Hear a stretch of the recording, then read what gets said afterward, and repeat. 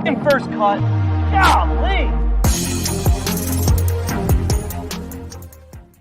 Welcome to the First Cut Podcast. I'm Rick Gehman, and this is your recap for this week's U.S. Open. Joining me to break it all down, Patrick McDonald is here. Patrick, hello.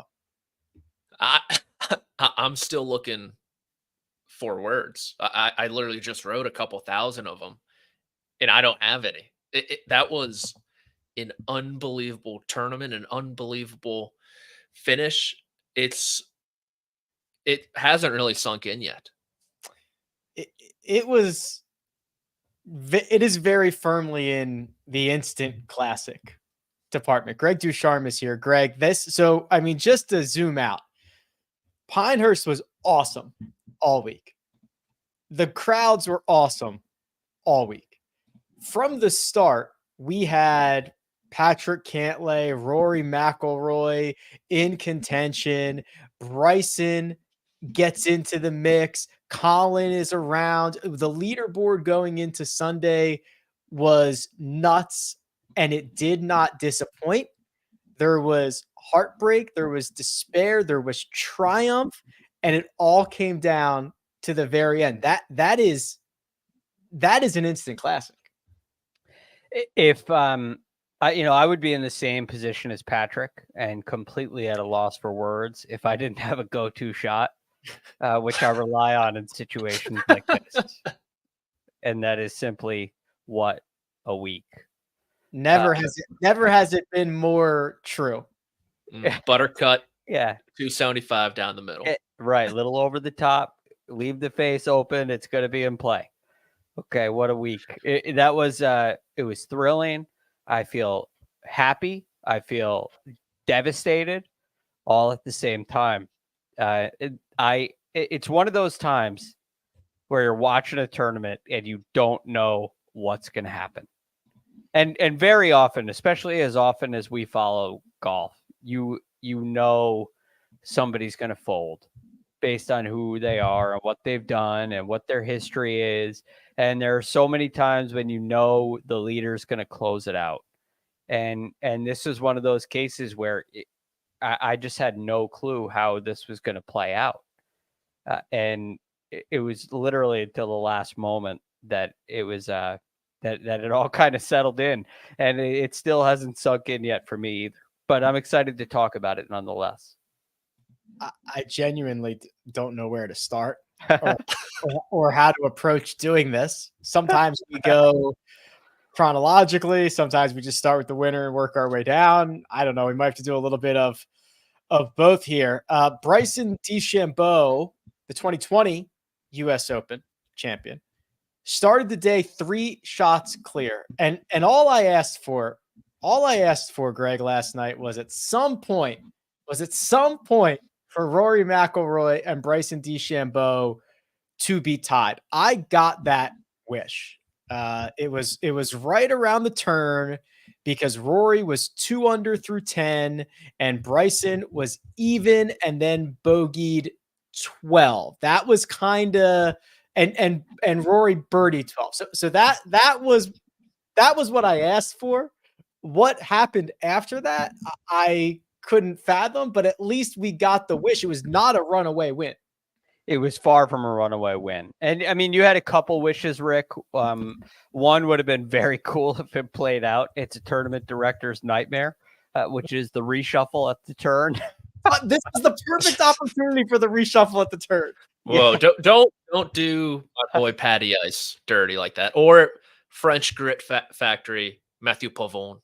Just Pavon plays as a single and put those 3 together in the final group. Oh man. It was thrilling. And look, Rory's putter made this happen. And Bryson's driver made this happen, which was a fascinating combination because Bryson's not able to get it close to the hole because he's driving everything into the right native area. He's getting good breaks and he's getting a club on the ball, but he's not able to really attack hole locations. The driver was not a weapon in this round. And Rory's putter was a weapon. He makes a 20-footer at the very first hole. makes a nice 15-footer at 9, another 25-footer at 10, and all of a sudden another 20-footer at 10. And Rory's putter, which is, want to say he has one weakness, it could be that it's surging and it's carrying him to the top of the leaderboard. At the very same time, Bryson's strength, his driving has left him, and he can't find a fairway, and it's pulling him down. And all of a sudden, you have this duel of Rory McIlroy and Bryson DeChambeau, which, Rick, is exactly what you asked for, and you got it in an extremely thrilling way. I did. And Patrick, the story for the first 12 or 13 holes, Greg is right. Bryson cannot sniff a fairway. He's drawing some good, some bad lies out of the native area. It puts him on defense, and he is reliant on his short game to survive this. I mean, the up and down that he had from 8 on 8 was absolutely bonkers. I mean, just no chance in the world to get up and down from there, and he does. I mean, the big bopper is being saved by the shortest clubs in his bag. That was an all-time reaction as well. It's like it kind of reminded me of Justin Rose at the Ryder Cup the first day this year when he made the putt to tie the match late, and then he pointed to all the Euros going, you. It felt like Bryson did that to the crowd after he knocked in, I think it was an 11-footer. He was like, just giving it to him. It was awesome. But like you said, the driver was really bad. A lot of misses, I think primarily to the right. They were all to the right. They all kind of just hung out there, and he switched his driver head. We haven't even talked about that. He flattened the face on the driving range, had to put in a new driver head, presumably the same. But this is a guy who thinks, in some respect, it probably is true that his equipment is a real advantage. He talks about how his equipment can work on this stage and how important that is. And we saw that at the Masters, and then we saw it again at the PGA Championship. And then he's talking about his irons and the bulge. We're talking about the battle at the bulge pretty much with his irons, where they don't get too far offline. You add in the crank driver as well, and then you add in the putter, which he's had forever. And he legitimately thinks, and maybe proved today, that he has the best equipment, at least for himself, better than everyone else. And so when you throw that wrinkle in there immediately ahead of the final round of a US Open, it takes a lot of mental fortitude to get over. He definitely has the most customized and personalized equipment on the PGA Tour. A lot of these guys use stuff that you can't get off the shelf. But he literally, I mean, Crank literally like exists because I think he funds it, or at least like partially funds it, and they create special stuff for him. Now, Greg, my hot take on this is I do not actually think him changing the driver head was that big of a deal. So I think he goes through these a lot, and there's a reason he carries 3 backups with him at all times, and he didn't change anything else. It was not like it was a different shaft or anything. I do not believe that was why he was missing fairways. I just think he was missing fairways.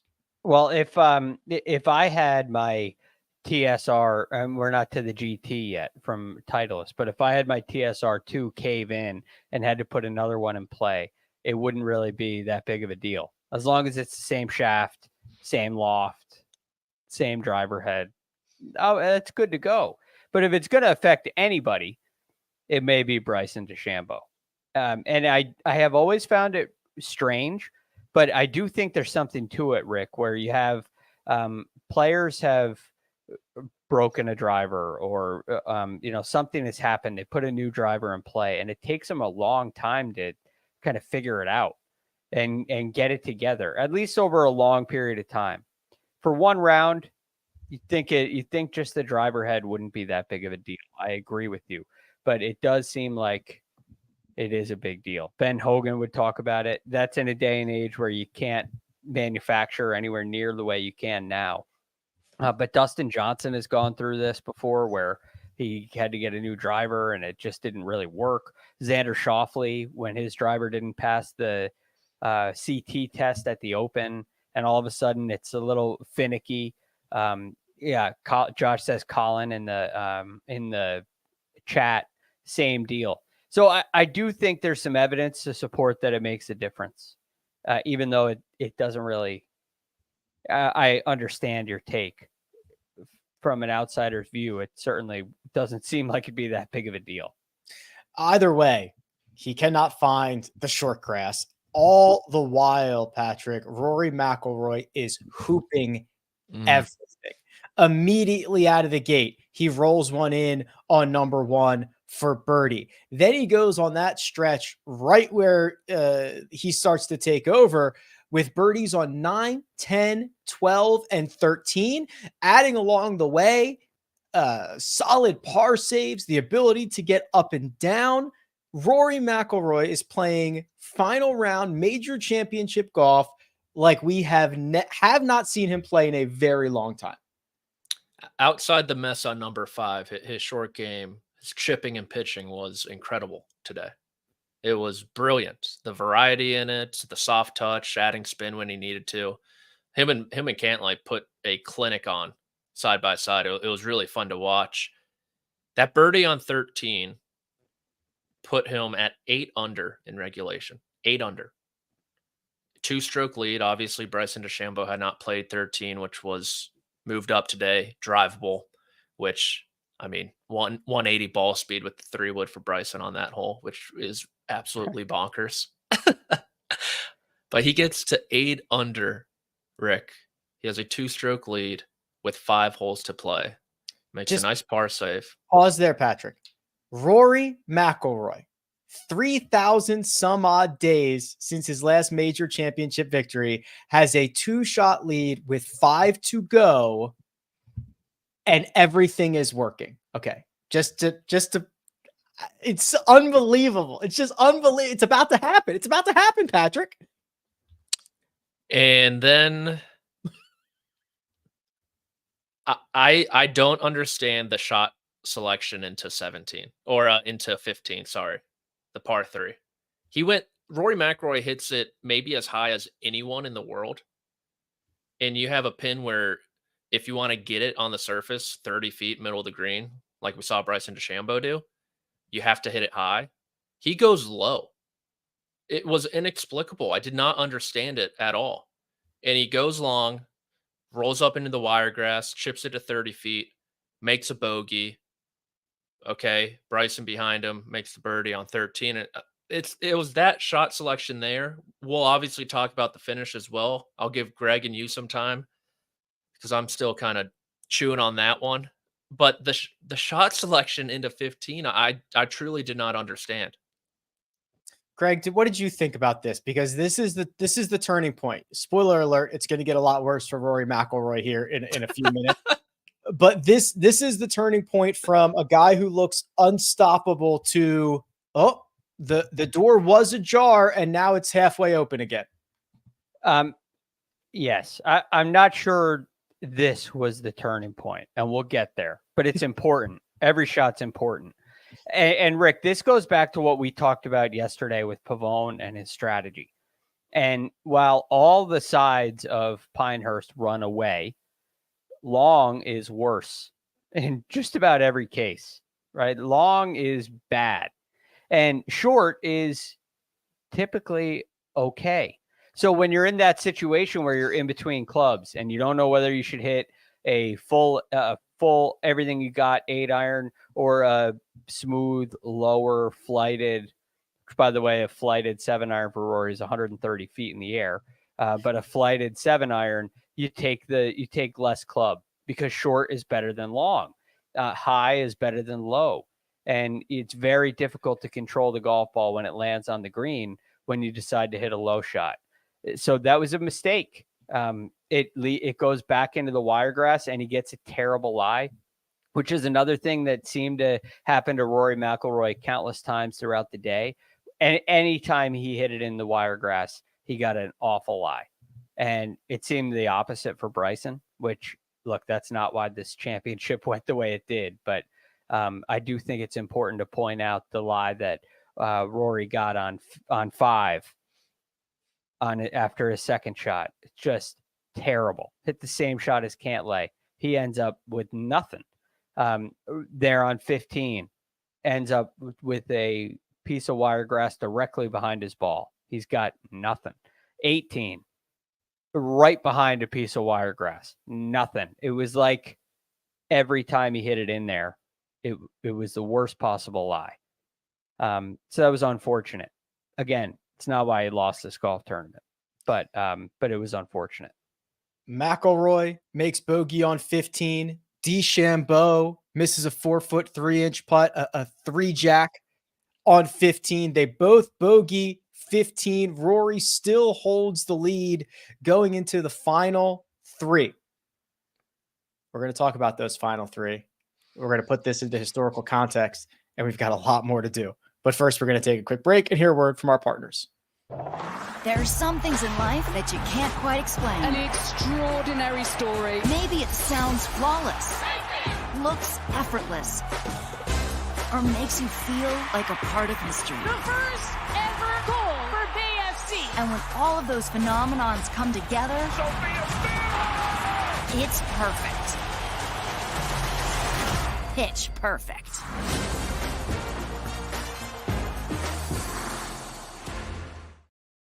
And we're back. The 16th hole. Rory McIlroy hits a 349-yard drive down the middle of the fairway.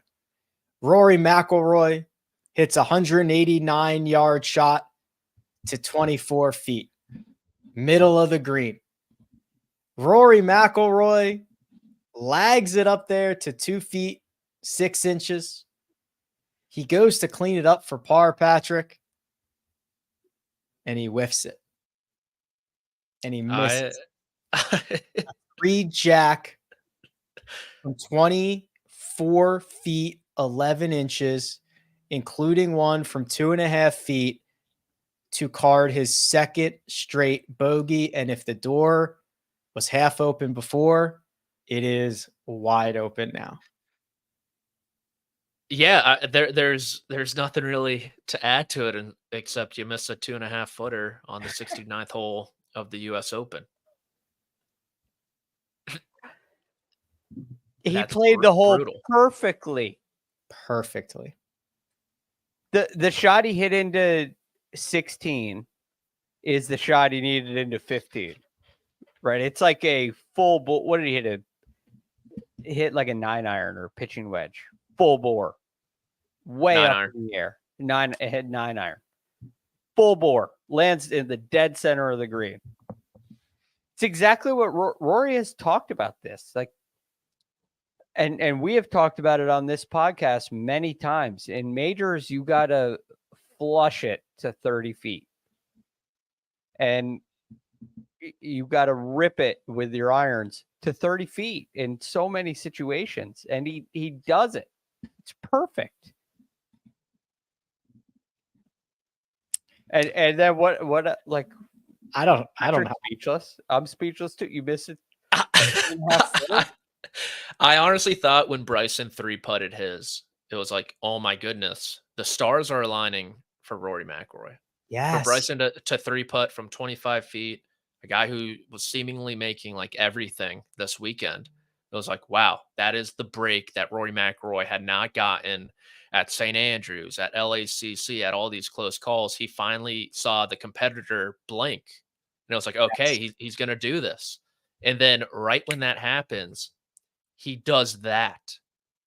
It's like right when he had a hand on the trophy, it felt like he misses the 2.5 footer. Yes, Bryson blinked first. Bryson blinked first. And Greg, there's no other way to describe it. He choked it. He choked. Total Reggie Miller choke. There's just nothing but pressure and knowing what you are on the verge of. You just choked. Yes. It's a putt of a distance that Scotty Scheffler would have made last year at this point. I probably would have made this week. And everybody can make that putt, and everybody does make that putt. And It's different on Sundays, but you still don't see this very often in a major championship where you're missing a putt from 2.5 feet with the lead in a major. I mean, what is the last time you've seen somebody do this? Gordon Sargent on the 18th hole at LACC when the cup was out and it bounced off the back. Yeah. Right in the middle of the hole. Yeah, it was also like 7 hours before the final group came through. I mean, is it up there with DJ at Chambers? Worse. Yes. It's definitely worse. DJ's was twice as long, wasn't it? I mean, I don't know. Yeah, DJ. Well, that was a 3 putt from like 12 feet. Yeah. On Plinko board greens, though. Yeah, that is true. Did you see the Justin Ray stat? Rory McIlroy was 496 for 496 from inside 3 feet this season before that. Yeah, it's hard to exaggerate or overstate how automatic these are for the best players in the world, let alone Rory, it's 2.5 feet. You might have been able to sub me in. They're missed in a couple of ways. They're usually not because of massive amounts of pressure. Usually under the pressure, you take your time and you make it from that distance. You get outside of 3 feet and it's a different story. I'm talking 2.5 feet. Those get missed when guys go up and tap them in one-handed. Yeah. Right. When they're not paying attention. Clearly. They don't get missed when you mark, you get yourself set, you go through your routine, and you hit a putt. They're not missed. Despite all of that. Sorry, Jack Nicklaus won a major. Who did at St. Andrews? Somebody missed a 2 foot. Oh, you're right. Above the hole. Yeah. It wasn't the Italian, was it? No. It was I have Golby in my mind, but it's Sanders. Not. Doug Sanders, yes. Mm. Yes, that looked if you go back and watch the footage, it looks like the invention of the putting stroke. Right? I mean, it looks like they don't know how to putt.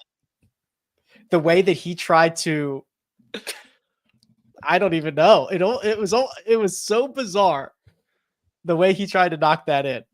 Yeah. That's the one I could think of. And like you said, Rick, you watch that footage and it might even be in black and white. It's like it's a long time ago. Man, this is brutal. I'm watching it right now. Yes, so am I. He tries to. Oh my gosh! As soon as it's off his club face, he's like, "Oh my god!" He's trying to will it in. He's trying to scare it in. Is he wearing double monks? Oh my gosh!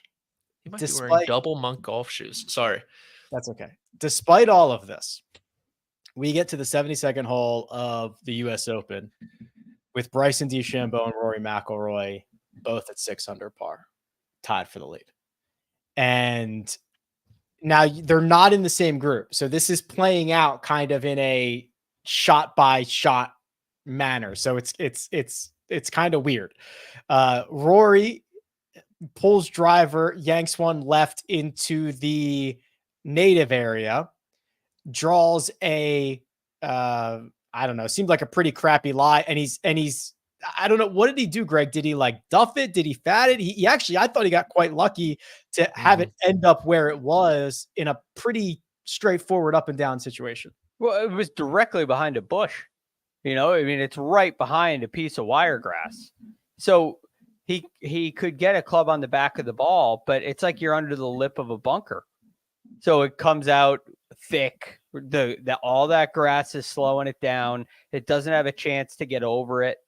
And it comes out low and tumbling and just skirts the bunker that comes into play again later. The bunker that looks like it should never be in play. Rory skirts it, and it's in a great spot to get it up and down. Very straightforward chip, uphill with a backstop. It's I mean, not a gimme backstop, but it's a very simple, straightforward shot that Rory executes. You're on mute, Rick. Sorry, what a rookie move. I had such a good I picked up right on it and I was excited and I hit it, Greg, and now I gotta Rory did execute that shot. He hits it to 3 feet 9 inches. And while he's looking over that putt, Patrick, Bryson in the group behind yanks it left, and he's in a worse position than Rory is. He's got a tree over his head. He's got a root down by the golf ball. He is spending a ton of time trying to figure out how he is going to advance this. So you've got Rory putting for par on the 72nd hole. You've got Bryson in the garbage trying to figure out how to put club on it. They are tied, and all the permutations, all the outcomes are flipping through your brain. It was such a strange dynamic where Rory was always looking over his shoulder for the last hour. He was always looking to see where Bryson DeChambeau was. Like, he watched his shot into 17 when Bryson was barking at it, when he pimp stepped it to 17 feet. And I know Sky Sports kind of gave it to Rory for the club choice off the tee, the driver. They did. I know that was Bryson's game plan the entire week. The driver seemed like he was in that left stuff, get it past all the wire grass, maybe get TIO relief if you're lucky. He didn't get it this time, obviously. And Rory's chip was great, right? Just inside 4 feet on the high side, which isn't ideal, but he's Rory freaking McIlroy. You should be making putts inside 4 feet. It broke a ton, but you have to imagine the nerves just in the moment got to him. You have to. It's Rory freaking McIlroy. He's got 3 feet 9 inches to post 6 under to post, Greg. He's got it. And he misses it. And he missed it. And now it's just like fate, like his own fate now lies in the hands of Bryson DeChambeau. So he missed on 16, the 2.5 footer left. Yeah. Now this one is sliding viciously to the right. Mm-hmm. I wonder if that played into his mind at all. It didn't look like, it broke a lot. It was slippery. It didn't look like a great stroke to me. No. So I don't think Rory made a great stroke. Now, the one thing that Rory tends to do with his putting is he tends to have too much rise angle. Like, he hits up on it too much and he catches it low on the face. And they showed a profile, not a worm, like a worm cam, but profile. Mm-hmm. And he was he hit it very low on the face, which is a sign to me that he kind of goes back to what his habits are. It goes back to the problem. I didn't see another putt from that angle with Rory earlier in the week to compare the two, but I don't think Rory made a very good stroke, and he missed it. This one is more excusable than the one on 16. Yes, but you don't get a better opportunity to win a major. Like, it's not going to be easy to win a major. It's never easy. And you have to do things that are hard. And while this is a hard putt, it's a lot easier than many of the alternatives. And it's a golden opportunity. And you just, you can miss them if you want to come in second, but you got to bury them to come in first. Even with that, the door, it was 55. Sorry, Rick, you can set it up. Here's sorry. Here's the setup, Patrick. Even with that, Bryson DeChambeau's par to win the U.S. Open is by no means guaranteed. He dumps it from the native area into the front bunker, which leaves the most dreaded shot in golf, the long bunker shot for all the marbles, 55 yards to get up and down. and Bryson hits an absolute peach, an absolute gem. He leaves himself not with the 3 feet 10 inches that Rory McIlroy missed, but 3 feet 11 inches. And what does he do with it, Patrick? Buries it. There's never a doubt he was going to make that putt. Never a doubt. That's the golf shot you have to hit to win a major championship. That bunker shot. That was time, place, circumstance.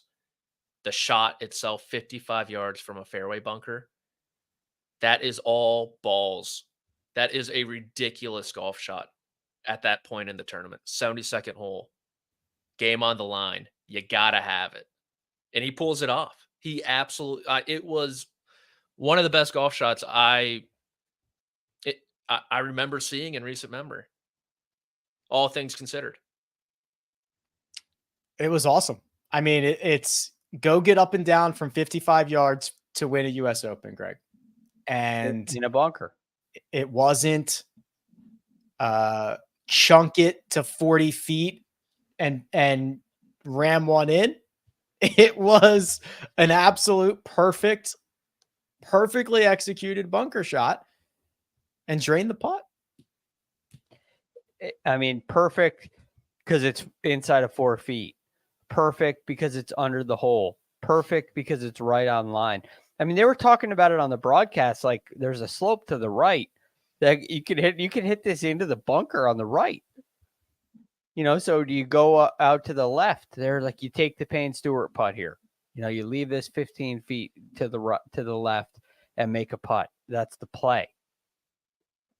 Not for Bryson. The difficult thing in that situation is, can you get it there with the explosion shot, right? If you play it like a normal greenside bunker shot and take sand before the ball, can you get it there? And Bryson obviously had the strength that made the decision to go that route. It's typically a hard shot because you're in between. Do I try to pick it clean and play it like a fairway, like a shot out of the fairway, or like a fairway bunker shot, or do I play it like a greenside bunker shot? Bryson was very decisive, very committed to the explosion shot, and had all the strength he needed. He actually referenced in his post rounder the benefit of having the long wedge in that situation, because it allowed him to have enough speed to get it there, which is a fascinating turn of events in an event where short game is so important. And many of us were on the fence about picking him because of short game, because of long wedges, and the long wedges end up winning him the tournament. It's call an ambulance, but not for me. Bryson DeChambeau captures his second U.S. Open championship. We're going to talk about that. We'll talk about the historic context of it, but let's do the Rory McIlroy thing real quick. So they've got this camera now, and I don't remember them ever having this much access to the room that they sign the scorecards in. Usually there's just a camera kind of in the corner, and it almost looks like it's closed circuit. The one that they had this week was able to pan and zoom, and they were cutting to it a lot. It was a lot. So we saw the Rory McIlroy reaction when Bryson makes the putt, and it looked like he was going to vomit. I mean, I thought I was going to vomit. Like, it looked like he was going to lose his lunch, and I cannot even imagine what that feeling is. He was eating too. He was eating a power bar. I no way he had saliva to get that bad boy down. Like, that's a power bar, especially. Power bar, probably all dry and crunchy from being in the bag all day. Then you're throwing that down, needing Bryson DeChambeau not to get up and down from 55 yards in a bunker for your first major for a playoff for your first major championship in a decade, after missing a 4-footer and a 2.5-footer and still having a chance. Got to add some water into that mix. That was devastating to watch. Devastating. Yeah, I agree with you, Patrick.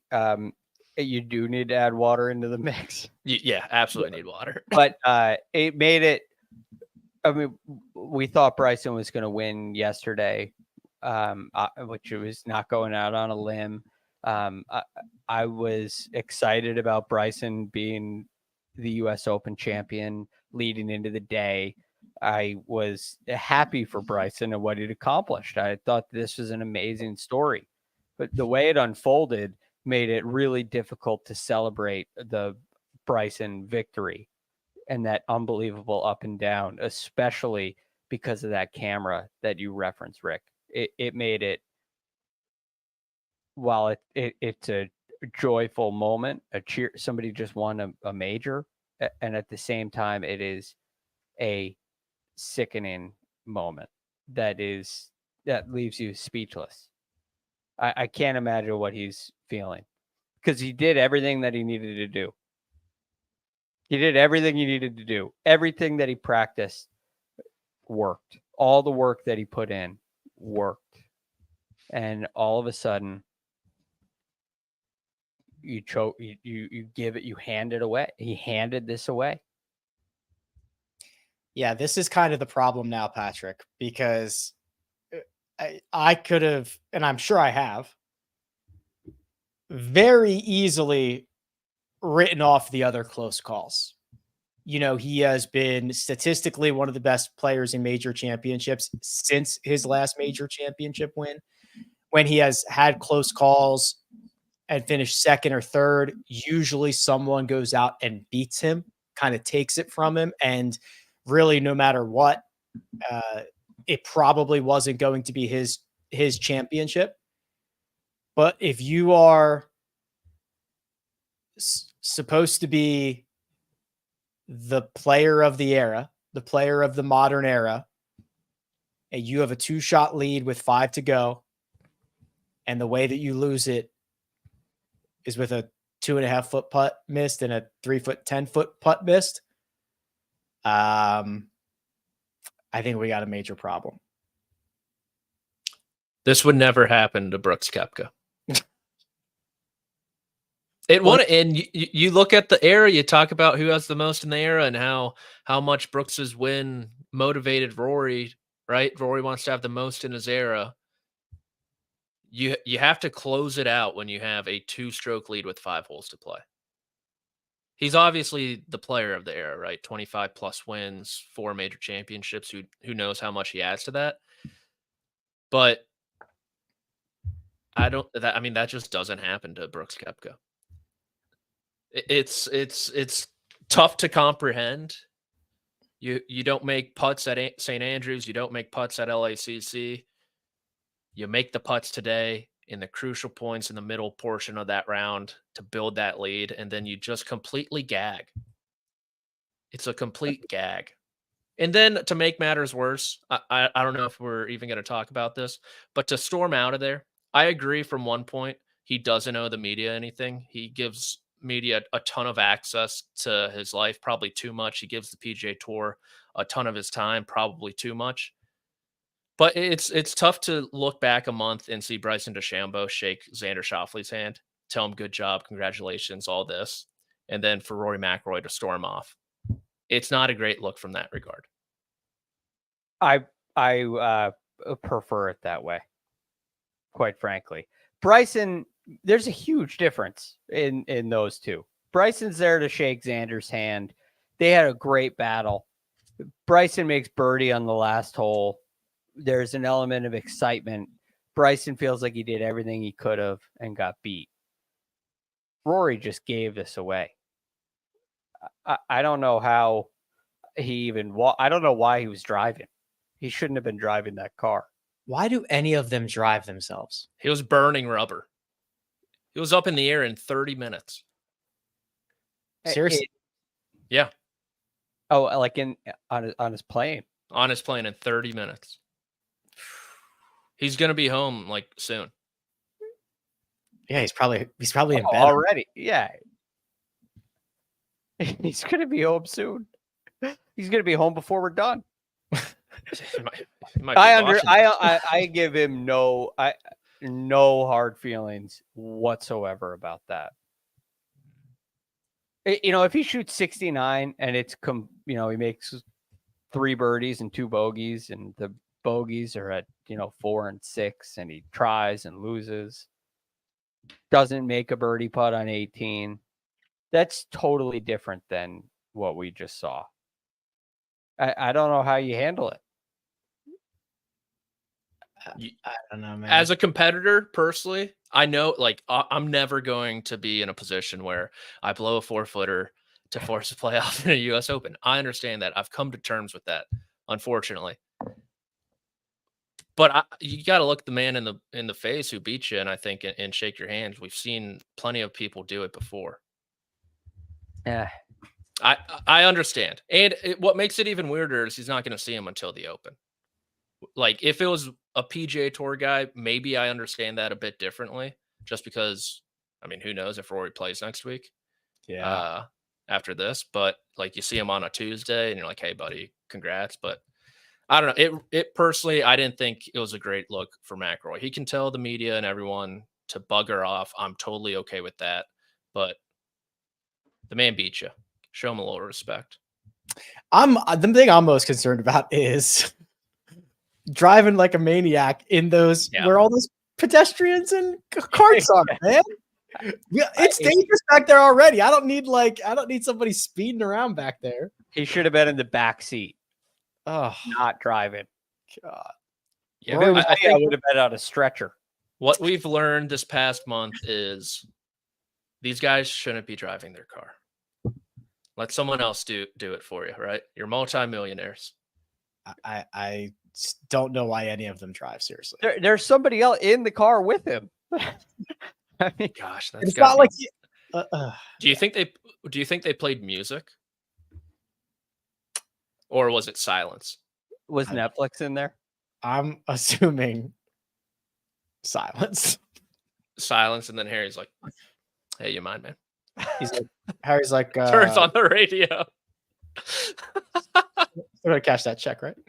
Bryson DeChambeau, now twice a major champion. Actually, you want me to hit this break, Josh? Hit it. All right, we're gonna do Bryson, then we'll recap the best bets in the one and done. But first, we're gonna take a quick break and hear a word from our partners. There's some new players in town, and they brought the plague. You got my attention. You don't want that. What happened to Kingston?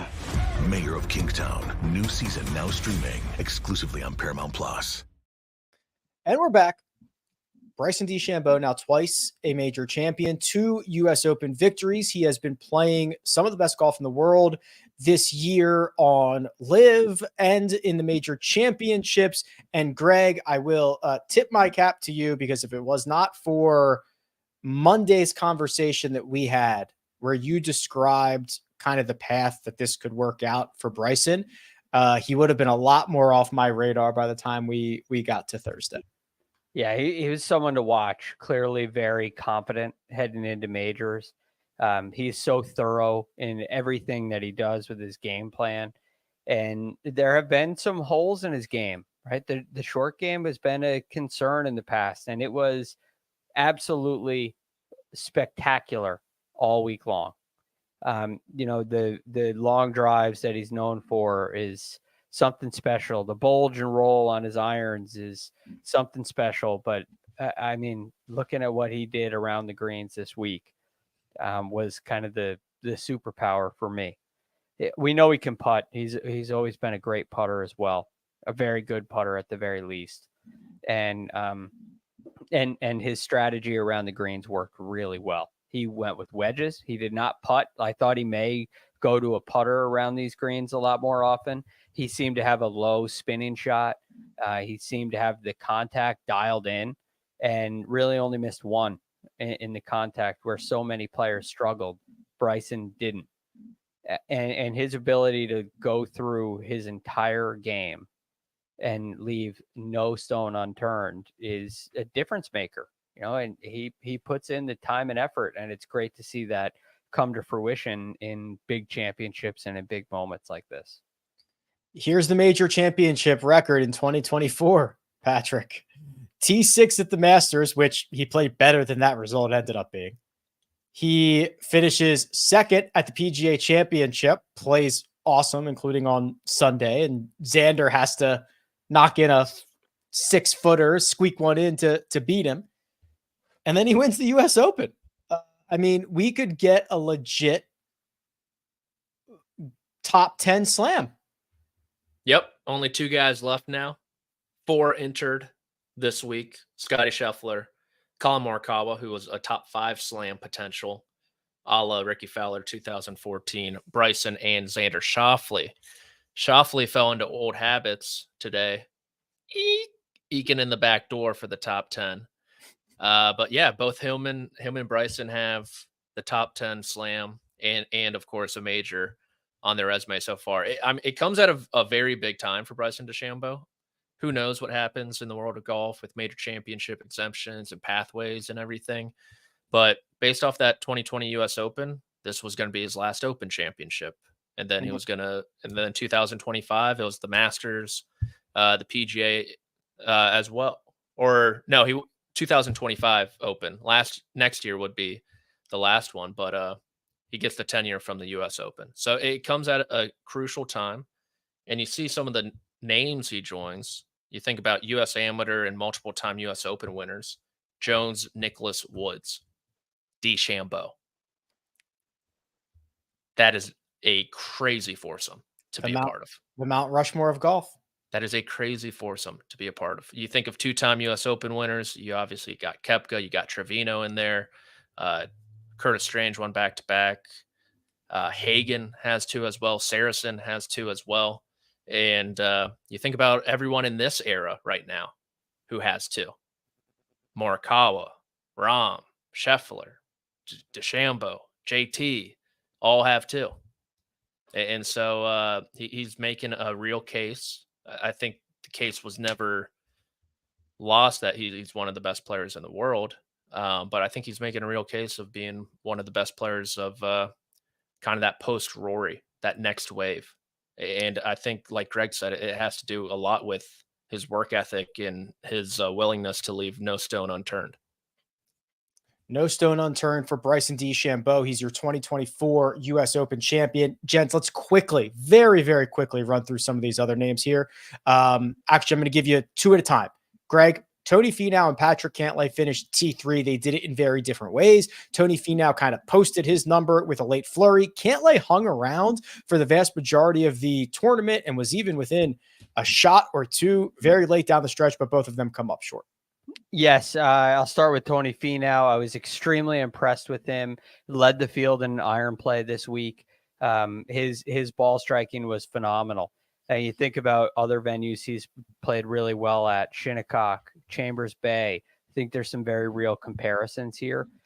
His work into these really difficult greens to hit with really long clubs was on full display. And I was also very impressed with the work he did around the greens. A couple moments in this tournament, he'll rue. Definitely number 13 in the 3rd round, making triple there. When you finish at 4 under, the lead is 6 under, and you made a triple. Boy, a bogey would have gone a long way at 13 yesterday for Tony Finau. But all in all, really proud of that performance. Solo 5th for Matthew Pavon. He played in that final group with Bryson DeChambeau. He kind of fell early and never recovered. 1 over 71. And then Russell Henley shot one of the 367s. That was the round of the day. He could not close it out in fashion. He made bogey on his final hole, but he gets under par. There were only 8 golfers under par. So Russell Henley, top 8 player in the world. Vindication at last. Top 5 player in the world, Matthew Pavon. And top 10 player in the world, Russell Henley. Great week for the eye test. Russell Henley today ranked number 1 in strokes gained putting, 70th in strokes gained approach, which is pretty wild. But great week for him, obviously, eking in that back door. Pavon, I loved the grit from him this weekend. He was going to be overmatched by everyone on that leaderboard.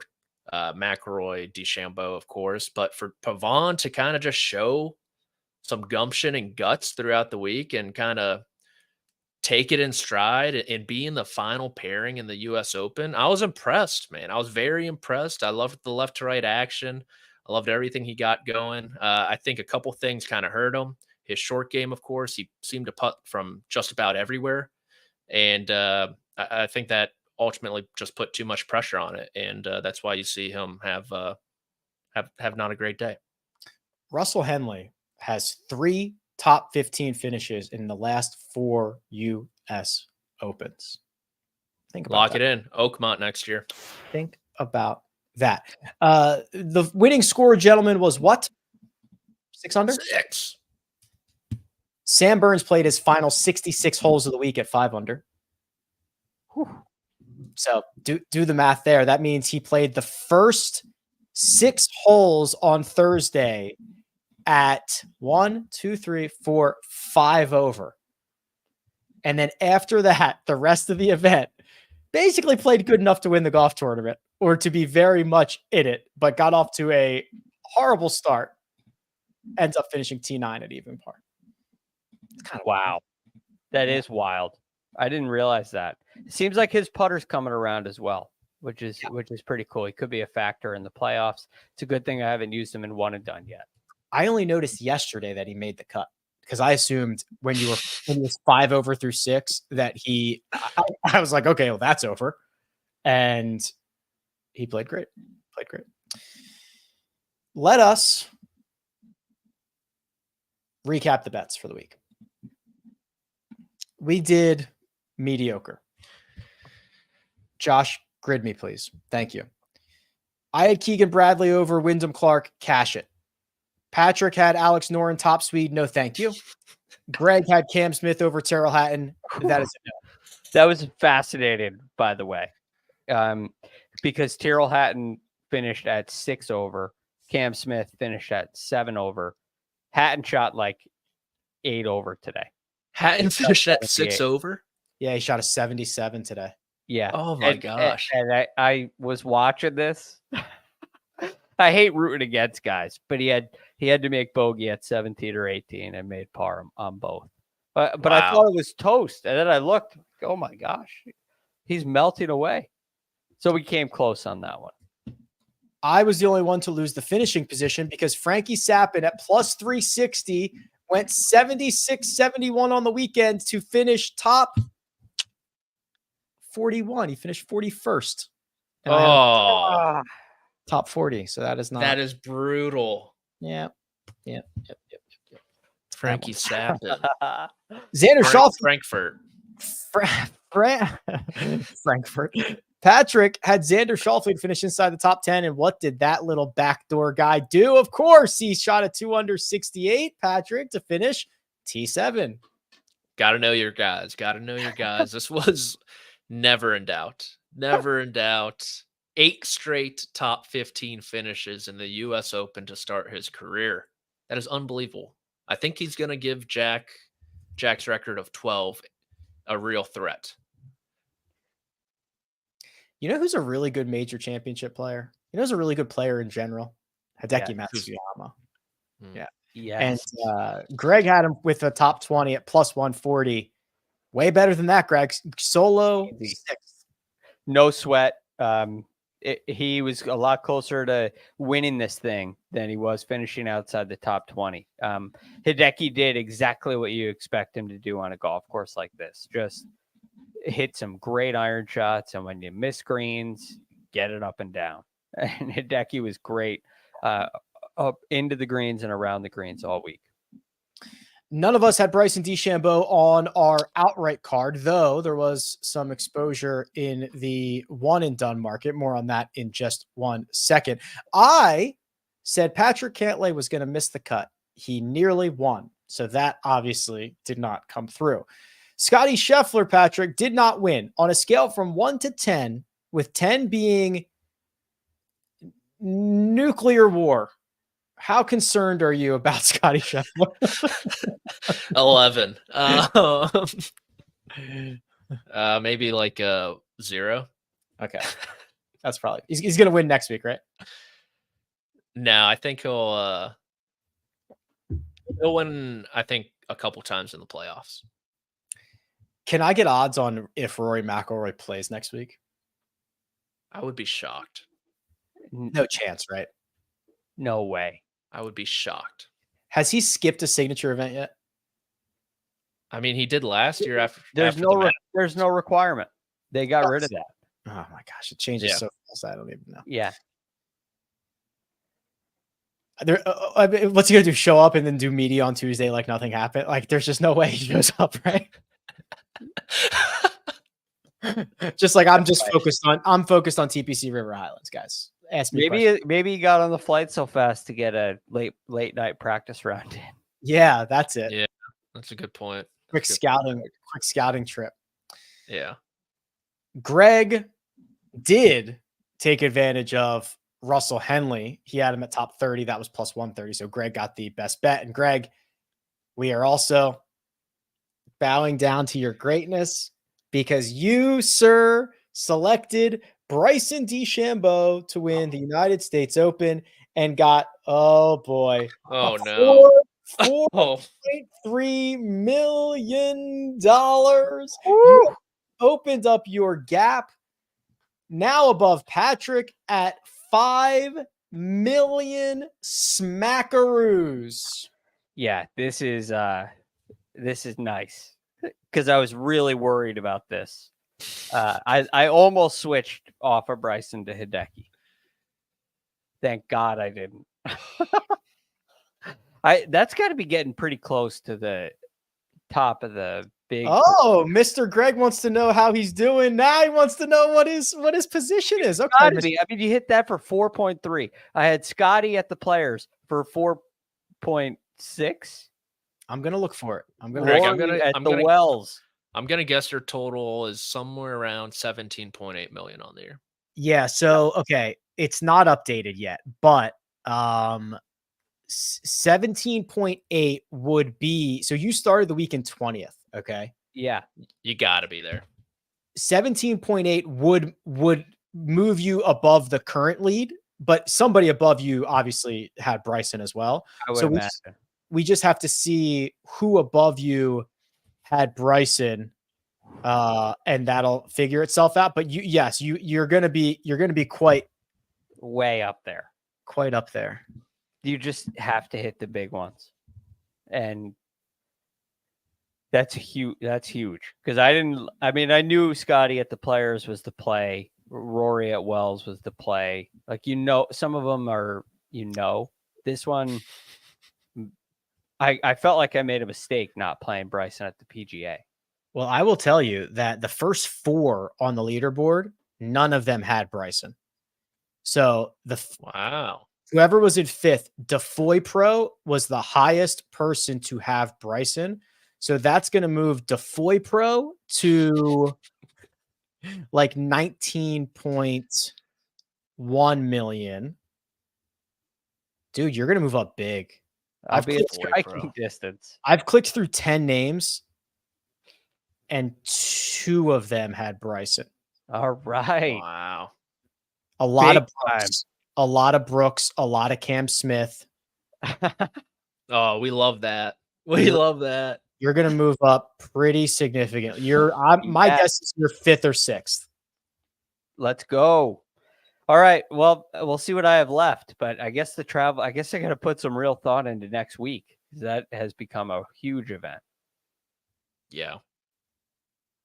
Man. Well, I'm happy one of us, right? One of the good guys is giving the fans a run for their money. Yeah, it would be good if one of us won that. Yes. Like we need for this. The brand.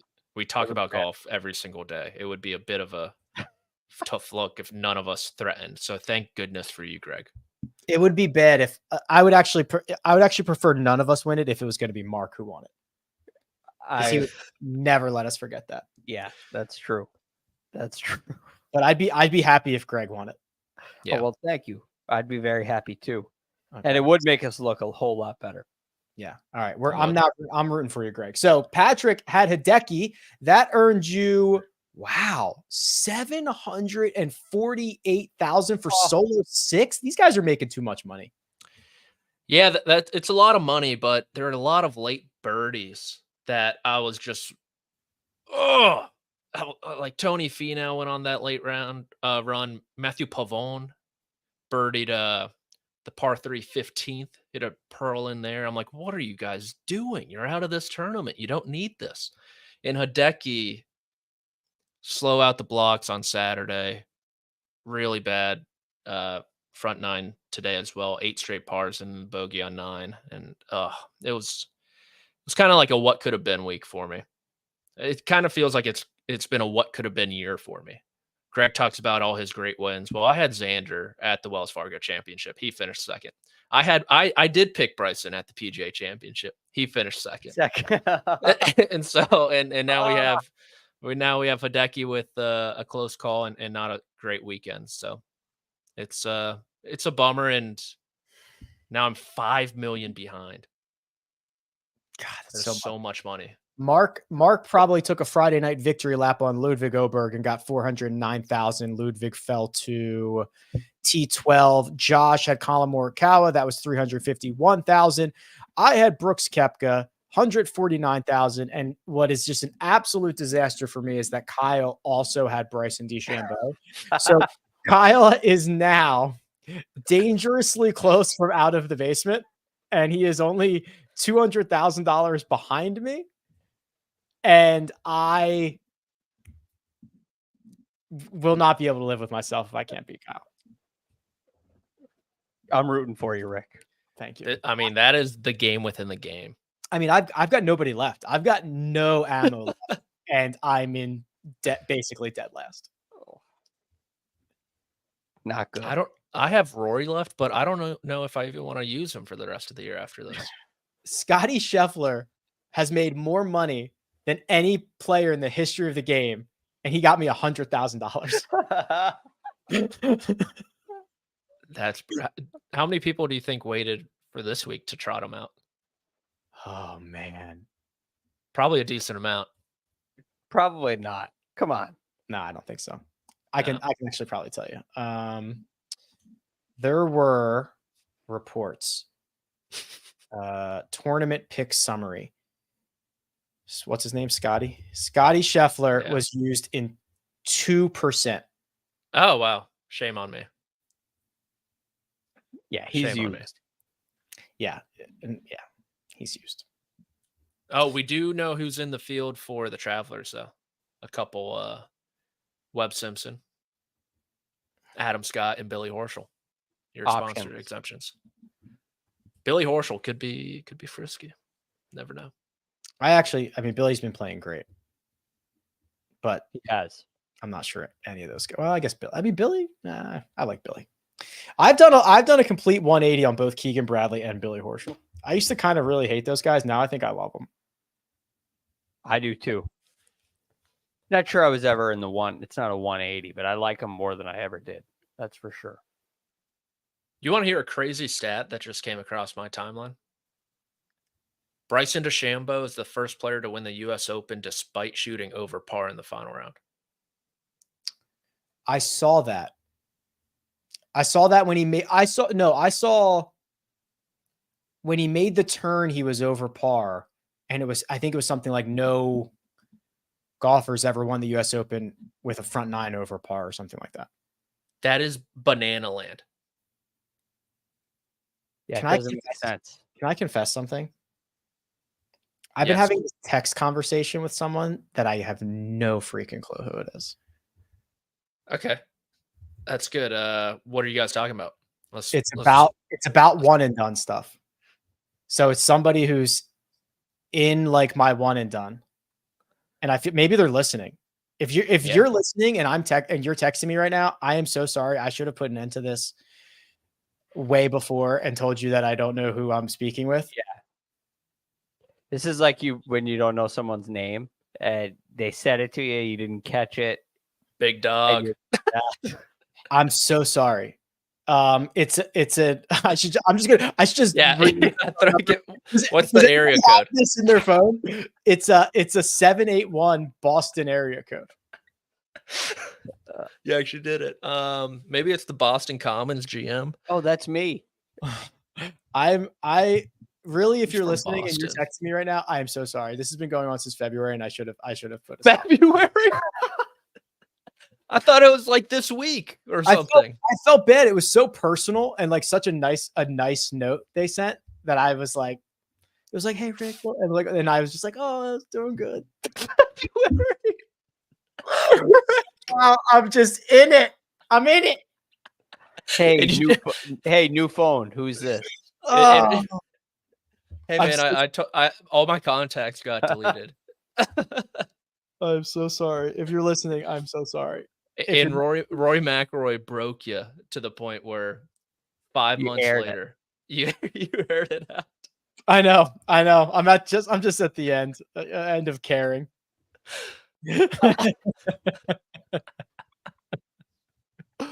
Oh my goodness, that is hilarious. Yeah, I'll want me to call him. Someone in the chat said get Patrick to text You should just him. call him on the phone on the show. Just be like, hey, First Cup Pod checking in. Hey, who do we have? 92.6 FM. Yeah, who do we have? You're the lucky winner of the Morgan Wallen concert tickets. What else did we miss from today?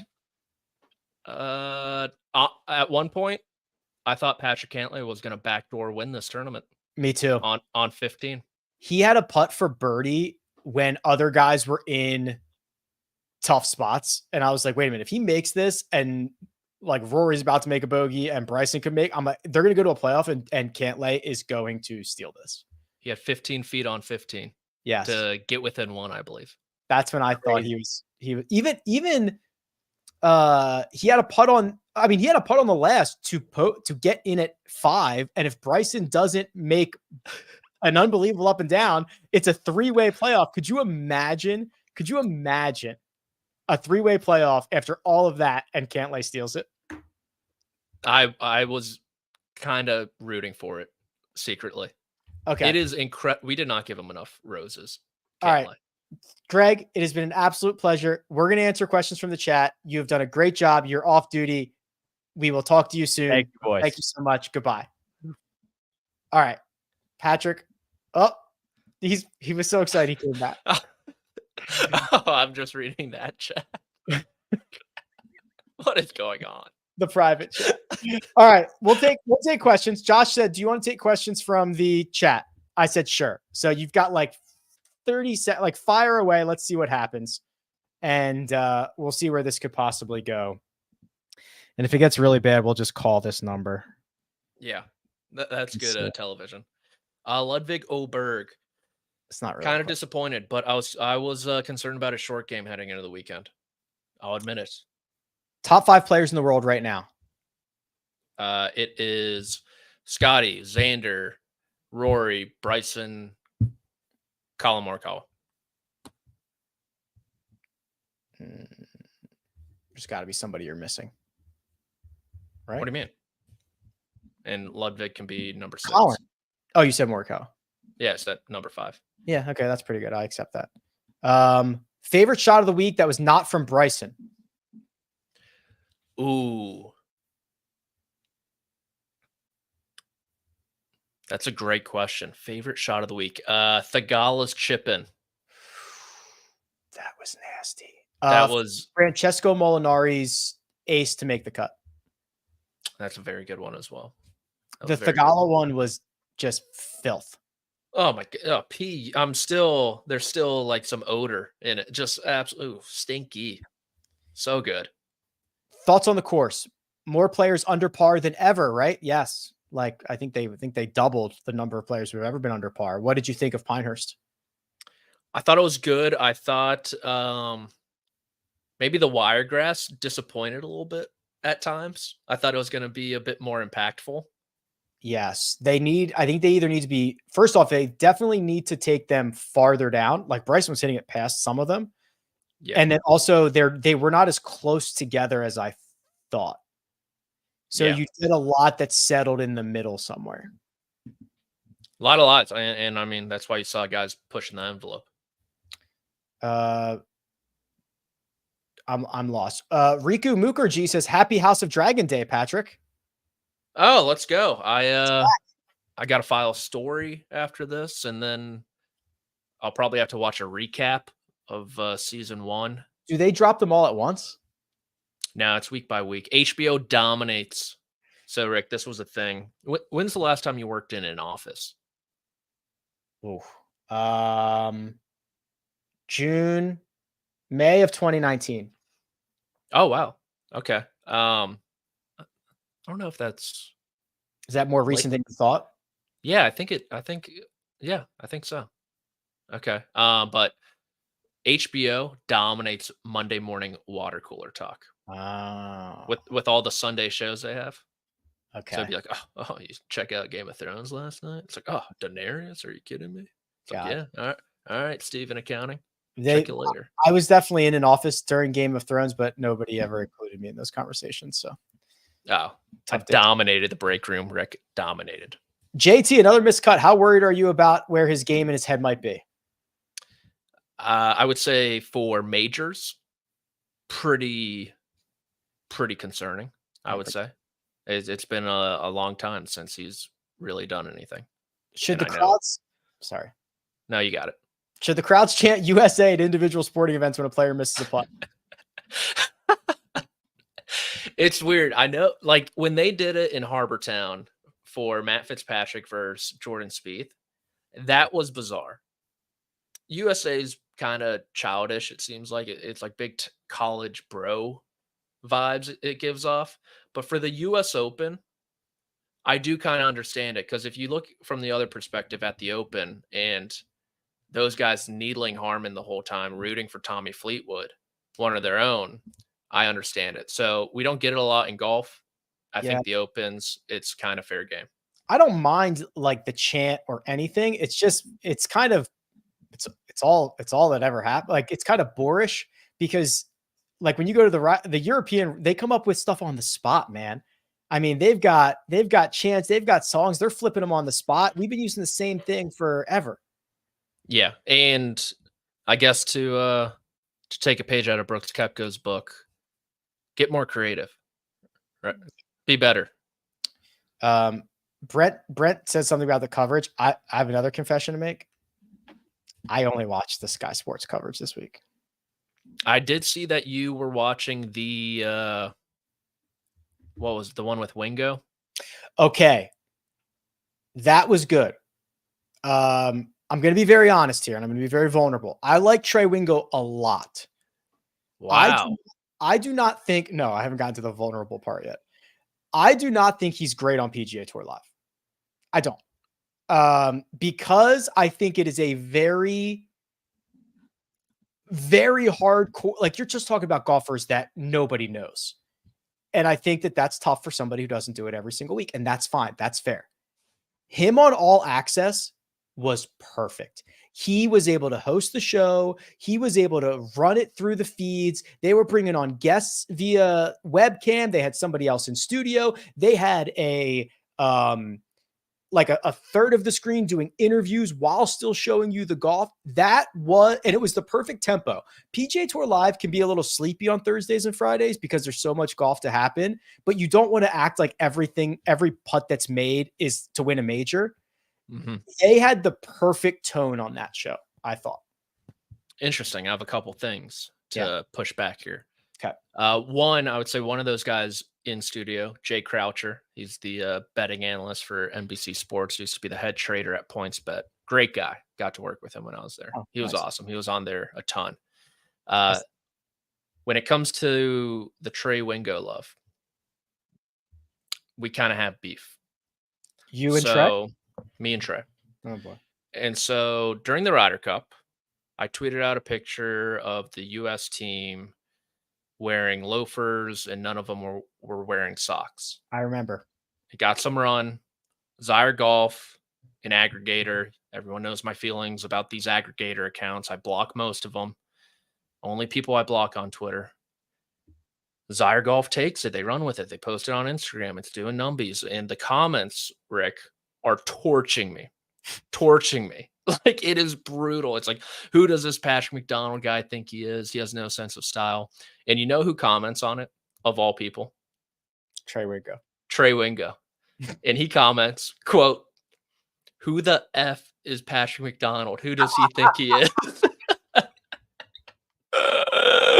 That's good. Did you reply to him? No, I didn't. I did not. But just know he's on the list. Wow. He's on the list. Our worlds are really colliding here. But outside of that, I watch the Sky Sports coverage, and it is just Good. It's way better. Yeah. Okay. If the U.S. Open could only be hosted at one course moving forward, which one would you choose? Oakmont. Oh, when was last? I feel like when was the last time we were at Oakmont? It's been too DJ. long. Yeah, That was an odd final round. You had Shane Lowry leading by 4. Scott Piercy was in the mix. The 2-stroke penalty for DJ's ball moving on the green, and they didn't give it to him. He just had to play with that. Right. But yeah, Oakmont. I loved the Country Club. Yeah. Was it big enough to hold the U.S. Open though? You mean like from an infrastructure standpoint? Yeah. No. Yeah. It's not. It's not. Yeah, that's just like someone says Marion. I don't think Marion's big enough. Yeah. There was It's one a more great question course. I wanted to get to. Did you ever get your Ripper hat? Yeah, I got it. I wear it all the time. Oh, good. I get looks. I definitely get looks. So, all right. Anything else? I think there's a late quote coming in from Bryson DeChambeau. He's on live from. He said, out of 100 times, Rick, that bunker shot on 18, how many times do you think Bryson DeChambeau said he would get it up and down? How many times did he say? Yes. He either said something stupid like 2 or 98. I'll take 2. 4 or 5. But could you imagine him being like 97?